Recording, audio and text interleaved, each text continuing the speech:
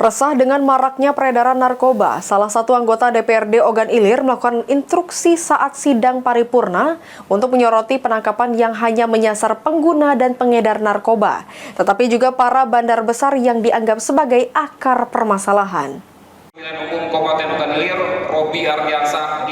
Huzaimi, anggota DPRD Ogan Ilir di Dapil 5 wilayah Kecamatan Tanjung Batu dan Payaraman resah dengan maraknya peredaran narkoba. Menurutnya, Kecamatan Tanjung Batu menjadi salah satu wilayah di Kabupaten Ogan Ilir, Sumatera Selatan yang menjadi tempat rawan pengedaran barang haram narkoba. Untuk itu, ia meminta kepada pihak kepolisian Polres Ogan Ilir untuk melakukan penangkapan terhadap bandar narkoba. Bukan hanya pemakai narkoba, pihak Dewan pun bersedia untuk membantu pihak kepolisian guna menangkap para bandar dan pengedar barang haram narkoba yang dapat merusak pemuda generasi penerus di Ogan Ilir.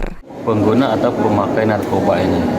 Jadi harapan masyarakat, tokoh-tokoh agama, tokoh-tokoh masyarakat yang ditangkap itu bukan hanya anak buahnya.